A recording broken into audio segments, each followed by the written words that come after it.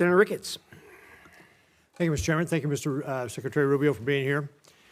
So some of the comments from my colleagues on the other side of the aisle are difficult to square with the record.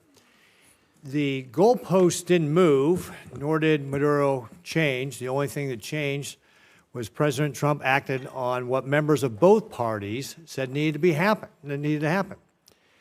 And did so, by the way, with an operation that will go down in history as one of the most impressive and tactically proficient to be ever carried out.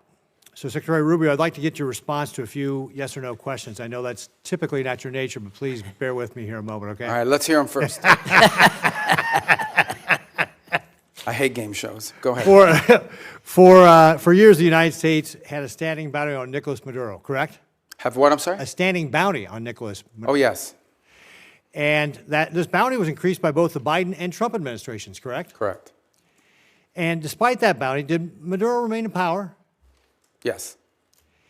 Did he continue to support drug traffickers? Oh, yes. Was Operation Absolute Resolve a law enforcement operation supported by the military? It was. Did that operation successfully remove Maduro and his wife, and they were taken into custody? Yes. Great questions. Thanks. Were any service members, law enforcement officers killed in that operation? No. Not any of ours. None of ours, right. Has there largely been a broad support across Latin America for Maduro's removal? Yes. And is the United States better off with Nicolas Maduro in custody? Yes, and Venezuela too. Right. I realize that you'll hear differing views during this hearing, but I want to at least offer my personal congratulations to you and everybody who helped carry this out, because the world is better off without Nicolas Maduro. A few weeks ago, you briefed the Senate on your three-phase plan. You've been talking about it here today on stabilization, recovery, and the transition in Venezuela. Is there anything this Congress can do to be helpful in executing on that plan?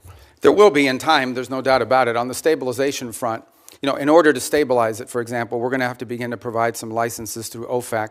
So as an example, if a company wants to go down and explore the opportunity to do some economic activity in Venezuela, they will require a license from Treasury to be able to do that. And so that doesn't require congressional action, but I wanted you to be aware of it when you start to see some of these things. Some of these are just exploratory. The second is, I think in time, look, Venezuela is a very wealthy country. This is not a country that's going to require money from the United States to rebuild, to stabilize, to transition. It really isn't. It has the ability to be, and it has been historically, the wealthiest country in the Western in Latin and South America, in many cases. The problem is that the wealth of the country was being stolen.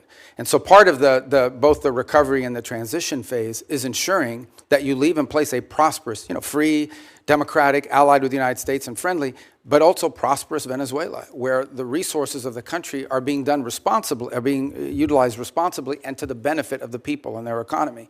So in time, I imagine we will be coming back to you with specific legislation that may be required to assist in that function. But we don't expect that this is going to require any spending on our part. On the contrary, unlike many of the other parts of the world we've gotten involved, Venezuela we're not spending any money in Venezuela right now other than whatever it costs to stand up our embassy. Let me switch gears on you a little bit. One of the common criticisms after Maduro's capture was that this would incentivize communist China to take similar actions in Taiwan. In my opinion, this couldn't be further from the truth. For starters, communist China doesn't care about international law or norms. They've demonstrated that repeatedly. Just ask the Philippines. Nor does it believe in international law even applies to Taiwan. But most importantly, Xi Jinping's calculus on whether to take kinetic action against Taiwan rests solely on whether or not he believes he will be successful or not. In this sense, the tactical proficiency displayed during Operation Absolute Resolve may have actually given Xi more pause to take than in taking action in Taiwan. Because despite its massive military buildup, the PLA continues to lack the experience so clearly on display that the United States demonstrated in Maduro's capture. And the PLA leaders that do have combat experience, like General Zhang, just got purged, or at least one of them did. So, Secretary Rubio, do you believe that the operation to take Maduro into custody will have any impact on Communist China's actions or intentions toward Taiwan? No, look, the situation on Taiwan is a G legacy project that he's made very clear that that's what he intends to do. And that's going to be irrespective of anything that happens in the world. Your point, though, is well taken, and that is the U.S. in conducting this operation, I think, was certainly startling to China, to Russia, to Iran, to any adversary around the world, because the U.S. is the only country in the world that could have done this operation. Mr. Chairman, if I could just real briefly, I just mentioned General Zhang getting purged here. He was obviously a very important official in China. Can you share with just your assessment on what that means, that she just purged one of these? Well, this is, I think, part of a pattern we've seen over the last few years, which is a purge of leaders in their military. They're spending a lot of money on their military, and obviously some of these guys are stealing that money, and they're trying to address that. So it's an issue internally in their system. They're obviously not sharing with us or talking to us in depth about any of that, but it's certainly something we watch with interest. Great. Thank you, Mr. Chairman. Thank you, Senator Ricketts.